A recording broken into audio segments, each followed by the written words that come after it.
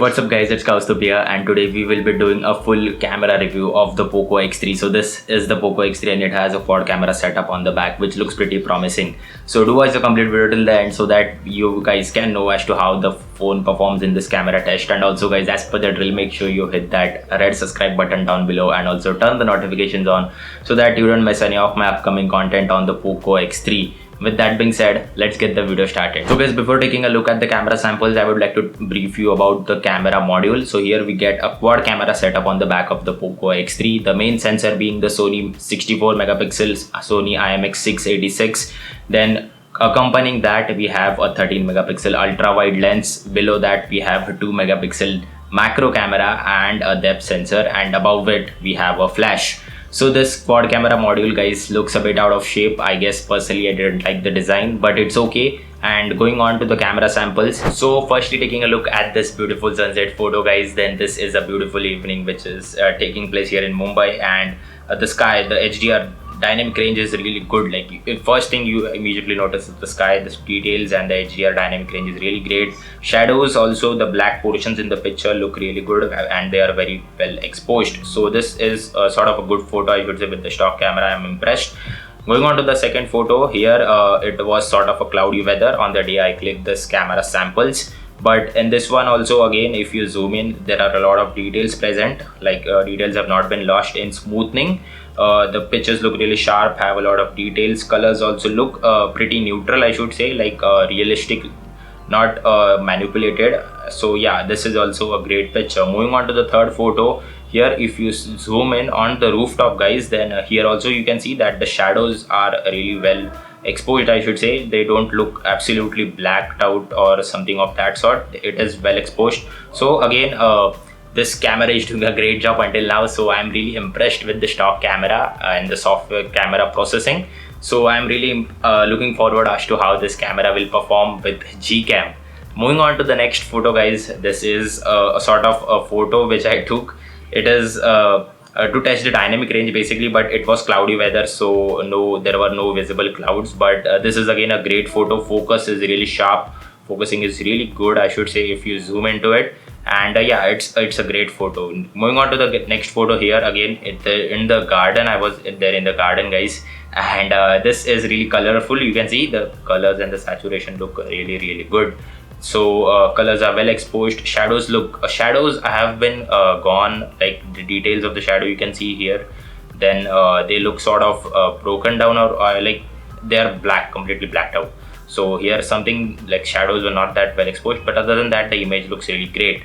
Going on to the next photo here, I tried portrait mode. So portrait mode on this flower photo. This also is really well exposed, and colors look really good. They look real to life.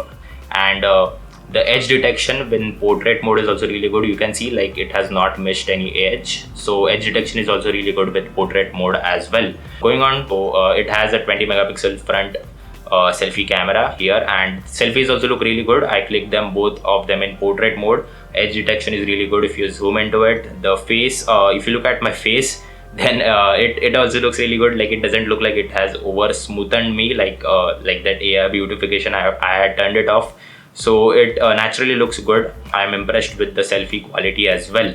Going on to the 8th photo guys, then here you can see 3 photos side by side. On the left we have the photo clicked with the ultra wide camera. In the middle we have the photo clicked with the main camera, and on the right side we have the photo clicked with the macro camera. So you can get a perspective sort of as to how it looks, like the colors from each of these cameras, how they look.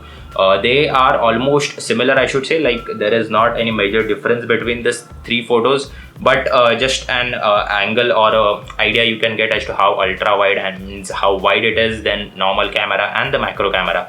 So this is just a photo. I liked all of them.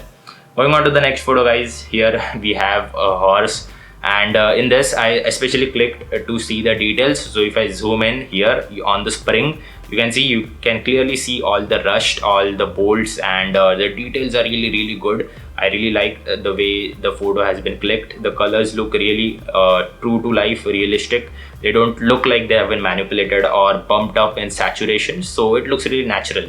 And going on to the last photo, guys, again side by side we have two photos. One is clicked on the left side is with the ultra wide camera, and on the right we have the photo clicked with the normal camera. And in this was sort of a dim, like it was really dark when I clicked this photo, and you can see if you zoom in the ultra wide photo, then the bright part of the photo, like the garden in this photo, if you can see, it is very well exposed. But on the right in this photo, if you zoom in again, then you can see that the white portion in this one here, it is like overexposed, sort of blown out completely in white color. Coming to the final part, guys, is the video stability test. As I have mentioned in the title, then you can see a video right now on the screen, and in this video I've been going up and down the stairs to see the stability of the camera. So the Poco X3 has gyro based EIS stabilization. It looks good, stabilization is good enough. There are some stutters in between, but then too the video looks really good, and the exposure shift which happens usually in this sort of videos is also very well balanced, I should say. Not like sharp exposure shifts are not present. So video quality and the video stability is also good enough. So finally, guys, coming to the conclusion of this video, and is the camera really good enough? So as you have already seen the camera samples of the Poco X3, what I think personally is that for the price of about 17,000 rupees, the base variant, the camera quality is really good. But guys, the camera struggles in low lighting condition. If you take any low lighting pictures during the night or during the evening, the camera might struggle a bit. So but if you provide sufficient lighting in outdoor or day lighting conditions, then the camera clicks some really great pictures. Selfie camera is also really good enough. You have already seen the selfies as well, and the video quality as well. So overall, I really like the camera of the Poco X3, and yes, the camera model looks a bit out of shape, but don't go on the looks, guys. The quality is really top notch from the stock camera, that too. So I'm really looking forward also to the Gcam performance. So Gcam 7.3 video for the Poco X3 is coming soon. Make sure you guys are subscribed to the channel, and that's been my time, guys. I hope you have liked this video, and if you do, then please do drop a like down below, and also do get subscribed to my channel for more upcoming Poco X3 content. With that being said, this is your boy Kaustubia signing off, and you guys keep exploring.